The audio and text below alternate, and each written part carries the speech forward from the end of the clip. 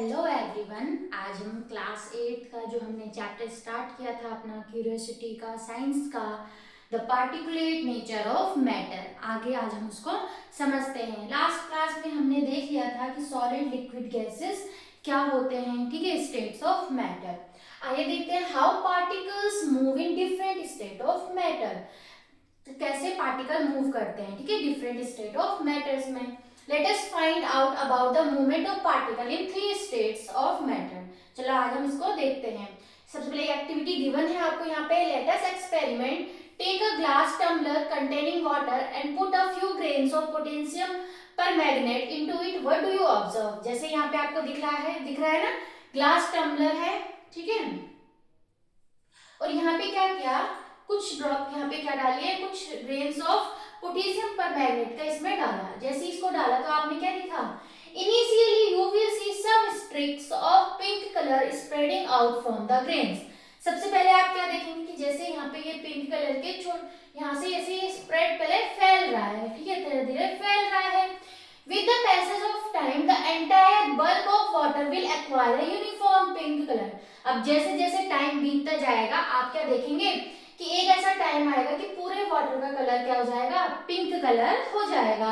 Do you know why this happens? अब ऐसा क्यों हुआ, ठीक है, कि पहले तो धीरे धीरे फैला और लास्ट में आके उस पानी का कलर क्या हो गया, एकदम पिंक हो गया। This happens because the water particle are in constant motion. जो वाटर के जो पार्टिकल्स हैं वो क्या है, कांस्टेंट मोशन में हैं, ठीक है, मूव कर रहे हैं। First they pull out the particles of potassium permanganate from its grain, ठीक है। सबसे पहले उन्होंने क्या किया कि जो पोटेशियम परमैंगनेट का जो ग्रेन था, ठीक है, जो टुकड़ा था छोटा सा, उससे क्या करा उसने, first they pull out the particles of, उसके पार्टिकल्स को उसने, जो पानी आपका कांस्टेंट मूव कर रहा है, उसने क्या किया, जो पोटेशियम परमैंगनेट के जो पार्टिकल्स है पहले उसको पुल आउट, खींच दिए हैं। And later they hit these particles so that they get spread throughout the liquid. अब जैसे वो पार्टिकल्स, पहले छोटे छोटे पार्टिकल्स बाहर निकले, फिर वो क्या हुआ, जब वाटर मूव कर रहा तो धीरे धीरे धीरे करके वो पूरे लिक्विड में स्प्रेड हो चुके हैं। In the case of many substances, the constrained particles are held together strongly that the water particles are unable to pull these out. Some substances like sand are insoluble in water. अब क्या हुआ कि जो potassium permanganate का जो grain था, ठीक है, जो टुकड़ा था, वो क्या हुआ, उसके जो पार्टिकल्स है वो इतने स्ट्रांगली आपस में नहीं बंधे हुए थे, तो जिससे क्या हुआ, वाटर ने उसको इजीली पुल आउट कर दिया उसके पार्टिकल्स को, जिसकी वजह से वो पूरा वाटर आपका पिंक कलर का हो गया। लेकिन कुछ ऐसे पार्टिकल्स होते हैं जो क्या होते हैं, बहुत ही ज्यादा स्ट्रांगली आपस में क्या होते हैं, उनके पार्टिकल्स बंधे हुए होते हैं, जिसकी वजह से वो वाटर में सॉल्युबल नहीं हो पाते हैं। तो उन सब्सटेंसेस को हम क्या कहते हैं, इनसॉल्युबल सब्सटेंसेस, लाइक सैंड, ठीक है, लाइक सैंड है ना, सॉइल, ये सब क्या होते हैं आपके इनसॉल्युबल सब्सटेंसेस। नेक्स्ट हम देख लेते हैं थिंक लाइक अ साइंटिस्ट। यहाँ पे आपको कुछ क्वेश्चन कुछ दिया गया है, आपको इसको सोचना है। टेक 3 क्लीन ग्लास टम्बलर, जैसे लिया था वहां पे आपको 3 glass, pour hot water in one of them, ठीक है, आपने क्या करा, 3 ग्लास लिए हैं ना, 1 2 3, एक में क्या किया, हॉट वाटर लिया, ठीक है, water at room temperature are in the second and ice cold water in the third. Drop a small grain of potassium permanganate into each of them. Watch carefully and compare. What do you observe? इसमें आपने क्या किया, hot water लिया, ठीक है, एक में आपने क्या किया, नॉर्मल वाटर लिया जो आपका रूम टेम्परेचर में होगा। इसमें आपने क्या लिया, कोल्ड वाटर लिया, ठीक है, ठंडा पानी, एकदम ठंडा पानी लिया। तो अब आपको देखना है कि जो अब आपने फिर से सब में क्या करना है, पोटेशियम परमैंगनेट को क्या करना है, small grain of potassium permanganate का हर एक उसमें डालना है, ठीक है, मान लो मैंने इसमें भी डाला है, इसमें भी डाल दिया और इसमें भी डाल दिया है। तो आपको क्या करना है, आपने अब ऑब्जर्व करना है कि किसमें बहुत ज्यादा जल्दी क्या हो गया, वो घुल गया है, ठीक है, किसमें बहुत स्पीड में हुआ है। तो water particles move faster in hot water compare to water at room temperature and even slower in the ice cold water. As a result, the potassium permanganate spread the fastest in the hot water, less quickly in the water at the room temperature and slowest in the ice cold water. इसके में क्या हुआ कि जो water के जो particles हैं वो किसमें सबसे ज्यादा मूव कर रहे हैं, वाटर में, ठीक है। वाटर के पार्टिकल सबसे ज्यादा मूव कर रहे हैं जब वो क्या है, आपका वाटर हॉट है, गर्म है। उसके बाद थोड़ा कम रूम टेम्परेचर वाला, और सबसे कम किसमें मूव कर रहे हैं, किसमें, जो आइस कोल्ड वाटर है। तो इसका मतलब क्या हुआ कि जो सबसे पहले स्प्रेड होगा, सबसे पहले पिंक कलर किस वाटर में आएगा, हॉट वाटर में। अब हम इनको ए बी सी बोल देते हैं, ठीक है। तो सबसे पहले आएगा ए वाले में, देन बी वाले में, और लास्ट में सी वाले में स्प्रेड होगा, ठीक है। Hence the movement of particle increase when heat is provided. तो इसका मतलब क्या हुआ, जब हम किसी भी, ठीक है, किसी भी चीज को अगर हमने हीट प्रोवाइड करी है तो उसके जो पार्टिकल्स हैं वो क्या होते हैं, उनकी मूवमेंट क्या हो जाती है, बढ़ जाती है, ठीक है। उनकी मूवमेंट क्या होती है, इंक्रीज कर जाती है। How do we demonstrate the movement of gas particle that can not be seen with the naked eye, ठीक है। अब हम कैसे डेमोन्स्ट्रेट करेंगे ऐसी चीजों का, गैसेस पार्टिकल का, जिनको हम देख नहीं सकते हैं। लेट अस फाइंड आउट, ठीक है। गैसेस पार्टिकल तो हमको देख नहीं सकते ना, हम अपनी आंखों से ऐसे देख नहीं सकते हैं, तो हम कैसे उसको ऑब्जर्व करेंगे, तो उसके लिए है, let us find out. Light and incense stick in one corner of the room, ठीक है। जैसे इसने क्या किया, यहाँ पे अगरबत्ती इसने जला दी है। Wait for a few minute and observe. अब एक कोने में, मान लो ये आपका रूम है और आपने क्या करा, एक कोने में इस अगरबत्ती को जला दिया है। Do you notice the fragrance from the distance. अब आपने क्या करना है, अब आपने थोड़ी देर जला के रख दिया है और बाद में आपने क्या करना है, ऑब्जर्व करना है, क्या आपको कोई फ्रेग्रेंस आ रही है किसी दूर से भी, ठीक है। जैसे मान लो हमने घर में अगरबत्ती जला दी तो हम बाहर से जब एंटर करते हैं तो हमें खुशबू आती है ना। तो ये क्या है, गैसेस पार्टिकल्स हैं जो क्या कर रहे हैं, मूव कर रहे हैं। तो when an incense stick is burned in one corner of the room, जब हम अगरबत्ती या धूपबत्ती किसी को भी अगर हम कॉर्नर में, एक रूम के कॉर्नर में अगर हम जला रहे हैं, initially the fragrance is felt only around the incense stick, ठीक है। शुरू में तो क्या होगा कि जो आपको स्मेल है, जो उसकी फ्रेग्रेंस है, जो आपको उसकी खुशबू आ रही है, वो सिर्फ वहीं तक ही आएगी, लेकिन shortly you can smell the fragrance throughout the room, लेकिन थोड़ी देर बाद ही आपको वो जो पूरी स्मेल है, पूरी फ्रेग्रेंस है, पूरे रूम में आने लग जाएगी। This happen because the particle of the fragrance spread filling the entire room. जो फ्रेग्रेंस है, ठीक है, वो क्या हो गया, उस फ्रेग्रेंस के जितने भी पार्टिकल्स थे वो क्या हो गए, स्प्रेड हो चुके हैं, फैल चुके हैं, जिसकी वजह से पूरा रूम ही आपको क्या स्मेल आती है पूरे रूम में। This shows that the particles of air are moving constantly. इसका मतलब क्या हुआ, हमारे आसपास क्या है, एयर है, तो जब वो जो फ्रेग्रेंस है वो एयर के थ्रू ही तो जा रही है, तो इसका मतलब क्या है कि जो हमारे आसपास की जो एयर है वो कॉन्स्टेंटली मूव करती है, क्या करती है, कॉन्स्टेंटली मूव कर रही है। The air particles hit the particle of the fragrance, ठीक है। जैसे मान लो ये एयर पार्टिकल है, ठीक है, और ये मान लो फ्रेग्रेंस का पार्टिकल, ये जब आपस में क्या करे, इन्होंने स्ट्राइक किया, हिट किया, then and help them spread throughout the room, जिसकी वजह से क्या होता है, जो पूरी स्मेल है, जो पूरी फ्रेग्रेंस है, पूरे रूम में फैल जाती है। Oh, now I know why and how the fragrance of the perfume reaches us. अब similarly किसके साथ है, परफ्यूम के साथ है ना। परफ्यूम को भी क्या है, वो भी ऐसे ही जैसे हमें ये अगरबत्ती की स्मेल आ रही है, उसी तरीके से हमें परफ्यूम की भी खुशबू ऐसी तरीके से हमारे पास आती है, ठीक है। Can you share a few other real life situation where you have experienced the movement of gas particles, ठीक है। ऐसे ही बहुत सारे तरीके हैं, ठीक है, गैस पार्टिकल्स मूव कर, जैसे हम खाना बनाते हैं तो उसकी खुशबू हमें किचन से ही पूरे रूम में आने लग जाती है। आज तो पराठे बन रहे हैं ना, तो उसकी खुशबू हमें बाहर से ही आने लग जाती है, तो वो क्या है, आपके गैसेस पार्टिकल्स के थ्रू ही। एवर हियर्ड ऑफ, आओ देखते हैं, particles of soap help in cleaning. Particles of soap कैसे आपको क्लीनिंग में हेल्प कर रहे हैं। The particulate nature of matter plays a crucial role in many everyday process. जो हम पढ़ रहे हैं, जो चैप्टर पढ़ रहे हैं, पार्टिकुलेट नेचर ऑफ मैटर, ये क्या है, एक बहुत इंपॉर्टेंट रोल प्ले करता है हमारे एवरीडे लाइफ में। For example, when we wash cloth stain with oil using soap, ठीक है। जैसे यहाँ पर ये बच्चे कपड़े धो रहे हैं, मान लो कोई एक कपड़ा है, उसमें क्या है, आपके गंदगी लगी हुई है, या इसमें मान लो ऑयल का कोई दाग लगा हुआ है, ठीक है। तो क्या होता है, हम जब इन्हें सोप की हेल्प से धोते हैं, ठीक है, numeral soap particles round the oil particle on the fabric. तो मान लो ये आपका यहाँ पे ऑयल पार्टिकल है, तो यहाँ पे बहुत सारे सोप पार्टिकल्स क्या करते हैं, इसको क्या कर लेते हैं, सराउंड कर लेते हैं, घेर देते हैं। One end of the soap particle attaches to the oil, एक एंड क्या होगा सोप पार्टिकल्स का, उस ऑयल से कनेक्ट होगा, and the other mixes with the water, और दूसरा एंड किसके साथ होगा, वाटर के साथ होगा। ठीक है, इसको फिर से देख लेते हैं। मान लो ये है आपका ऑयल पार्टिकल जो यहाँ गंदगी है ना, तो इसमें क्या है, जो सोप पार्टिकल्स है ये सारे ये सोप पार्टिकल्स हैं सारे के सारे, जो कि इसको क्या कर लेते हैं, सराउंड कर लेते हैं, घेर लेते हैं। ये है आपके सोप, और एक पार्ट आपका सोप का किसकी तरफ है, जो भी आपकी गंदगी स्टेन है, ठीक है, और एक पार्ट आपका ये वाटर के साथ में है।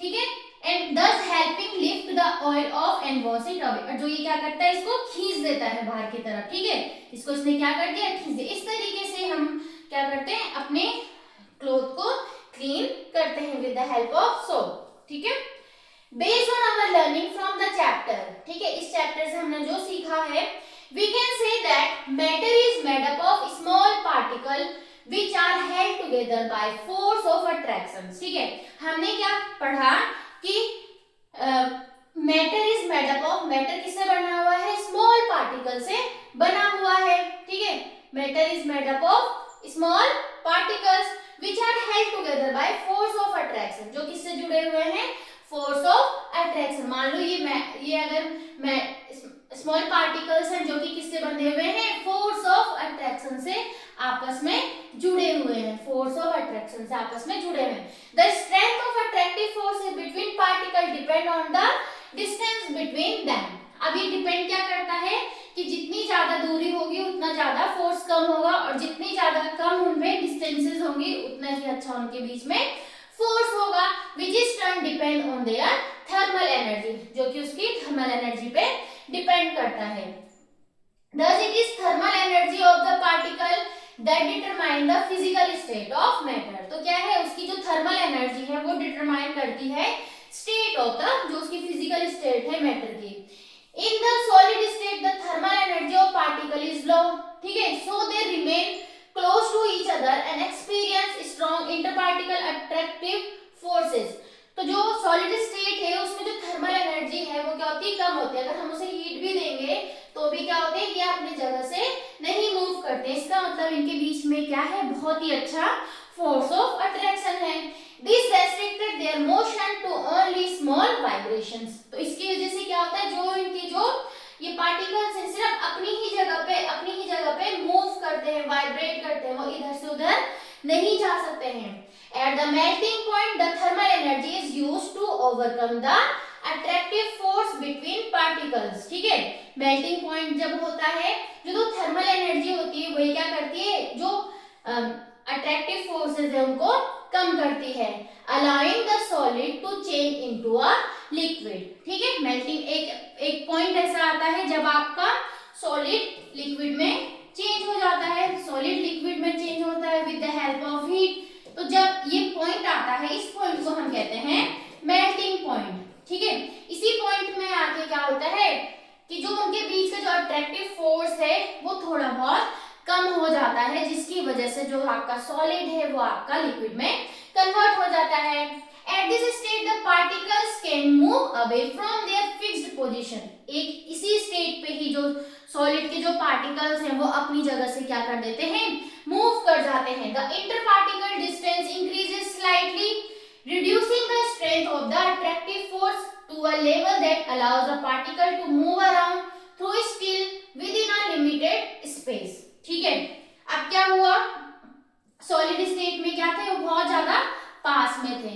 ठीक है, जैसे ही हमने उसको हीट दिया, अब एक ऐसा पॉइंट आया वो अपनी जगह से क्या कर गए, मूव कर गए। जितने पार्टिकल्स थे जब हमने उसको बहुत हीट दी, ठीक है, एक्सटर्नल फोर्स दिया, ठीक है, एक्सटर्नल, तो उसकी वजह से क्या हुआ, उसके जो पार्टिकल्स थे वो थोड़ा क्या हो गए, अपनी पोजीशन से मूव कर गए। थोड़ा थोड़ा उनके बीच में क्या आ गया, डिस्टेंस आ गया, जिसकी वजह से उनके बीच का जो फोर्स है, अट्रैक्टिव फोर्स है, वो क्या हो गए, थोड़ा बहुत वीक हो गए सॉलिड के कंपैरिजन में। ठीक है, in the gaseous state the particle have enough energy to overcome the forces of attraction between them and move freely in the all directions. अब इसके बाद ये अब गैसेस होता है जिसमें क्या होता है, जो आपके पार्टिकल्स हैं उनके बीच का जो गैप होता है वो इतना ज्यादा होता है कि उनके बीच का जो फोर्स है, क्या है, अट्रैक्टिव फोर्स है, बहुत ज्यादा वीक होते हैं, जिसकी वजह से जो पार्टिकल्स हैं वो इजीली क्या कर सकते हैं, इधर से उधर मूव कर सकते हैं। ठीक है, you will learn more about these particles constant matter in higher grades. अब बड़ी क्लासेस में आप इसको अच्छे से समझेंगे। ठीक है, याद रखना। इसको हम एक तरीके से देख लेते हैं, स्टेट्स ऑफ मैटर। ठीक है, जो पूरा हमने ओवरऑल पढ़ा है उसको हम इस चार्ट के द्वारा समझ लेते हैं। स्टेट्स ऑफ मैटर, सबसे पहले सॉलिड, ठीक है, फिर लिक्विड और गैस। सॉलिड में क्या है, जो इंटर पार्टिकल्स है उनके बीच की जो स्पेस है वो बहुत ज्यादा कम है, जैसे कि आप यहाँ पे देख रहे हैं कि जो इंटर पार्टिकल, जो जितने भी पार्टिकल्स है उनके बीच का जो स्पेस है बहुत ज्यादा कम है। ठीक है, दूसरा अगर हम देखें लिक्विड की बात करें, inter particle space little more than in solid. ठीक है, सॉलिड के कंपैरिजन में अब जो स्पेस है वो थोड़ा सा ज्यादा है। ठीक है, जैसे आप देख रहे होंगे इनके बीच में देखो गैप है, अच्छा खासा गैप दिख रहा है हमें, है ना।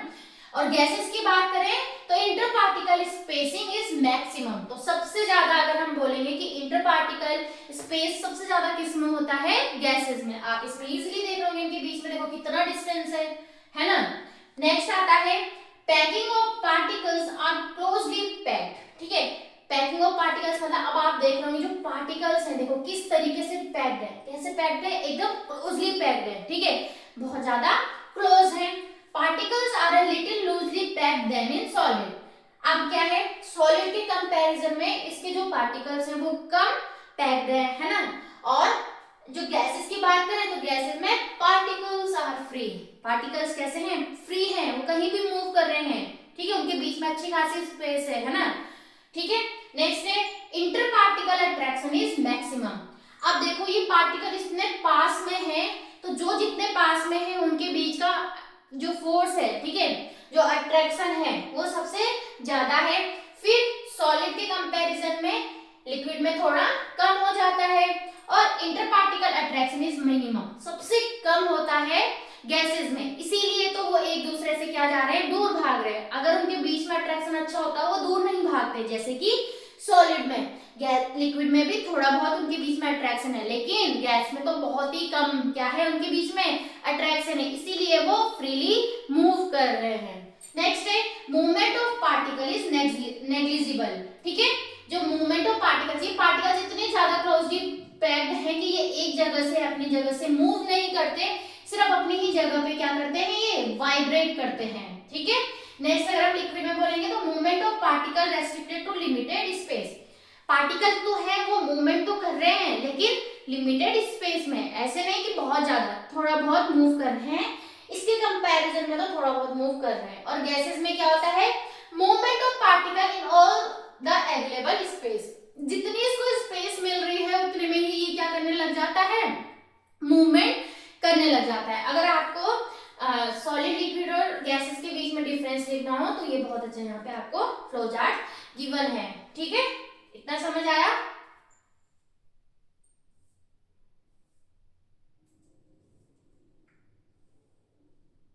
ठीक है, ये तो यहाँ पे हमारा जो चैप्टर है सॉलिड लिक्विड गैसेस, ठीक है, स्टेट ऑफ मैटर यानी कि पर्टिकुलेट नेचर ऑफ मैटर। ठीक है, ये चैप्टर हमारा यहाँ पे कंप्लीट हो जाता है। लास्ट में इसकी समरी देख लेते हैं, स्नैपशॉट। ठीक है, matter is composed of extremely small particle. जो मैटर है वो बहुत ज्यादा स्मॉल पार्टिकल से मिलके बना हुआ होता है। The particles are held together by inter particle force of attraction. जो पार्टिकल्स हैं वो आपस में inter particles force of attraction की वजह से एक दूसरे से जुड़े हुए हैं। The inter particle attraction are strongest. ठीक है, अभी हमने पढ़ा कि जो अट्रैक्शन है सबसे ज्यादा सॉलिड में होता है, फिर उससे कम लिक्विड में और सबसे कम गैसेस में होता है। Solid have a fixed shape and size. ठीक है, सॉलिड का जो शेप होता है आपने देखा फिक्स्ड होता है। ठीक है, शेप फिक्स होता है, साइज भी फिक्स होता है, किसकी वजह से, क्योंकि जो उनका अट्रैक्शन है इंटर पार्टिकल अट्रैक्शन है। ठीक है, due to the strong inter particle attraction. उसके बाद minimum inter particle space and no free movement of the constituent particles. पूछा है, बोला है कि जो सॉलिड है उनका जो शेप है और जो साइज है वो फिक्स्ड है। क्यों? उसके 3-4 रीजन यहाँ पे बताए गए हैं। उनके जो स्ट्रॉन्ग इंटरपार्टिकल अट्रैक्शन है, दूसरा उन पार्टिकल के बीच में सबसे कम स्पेस है, तीसरा और जो उनके जो कांस्टेंट पार्टिकल्स हैं वो मूव नहीं कर सकते हैं। नेक्स्ट है the interparticle attraction in liquid is slightly weaker than in solid. ठीक है, इंटरपार्टिकल अट्रैक्शन है सॉलिड के कंपैरिजन में लिक्विड में थोड़ा कम होता है। enabling the particle to move within a particular space and providing them with a little more interparticle spacing. Therefore, liquid have a definite volume but no fixed shape. ठीक है, liquid में आपने देखा था शेप उसकी फिक्स्ड नहीं होती है, लेकिन वॉल्यूम उसका क्या होता है? फिक्स्ड होता है। नेक्स्ट है the interparticle attraction in gases are negligible. ठीक है, जो गैसेस है उनमें इंटरपार्टिकल अट्रैक्शन बहुत ही ज्यादा कम होता है, making their particle completely free to move from one place to another, जिसकी वजह से जो पार्टिकल्स है वो इजीली क्या कर सकते हैं? एक जगह से दूसरी जगह मूव करते हैं। ठीक है, रिजल्टिंग इन मैक्सिमम इंटरपार्टिकल स्पेस, जिसकी वजह से क्या होता है? जो इंटरपार्टिकल स्पेस है उनके बीच में बहुत ज्यादा गैप आ जाता है। Therefore gases have no fixed shape and volume. तो गैसेस के पास में ना तो फिक्स्ड शेप होता है ना फिक्स्ड वॉल्यूम होता है। तो सॉलिड में fixed shape and fixed volume, ठीक है, लिक्विड में fixed volume but no fixed shape, और जो गैसेस होता है no fixed shape and no fixed volume. ठीक है, आज के लिए इतना ही। तो जो आपका ये चैप्टर है, chapter number 7 particulate nature of matter of class 8 is completed today. ठीक है, ये आज आपका यहाँ पे कंप्लीट होता है। आगे और वीडियोस देखने के लिए please like share and subscribe our channel. Thank you.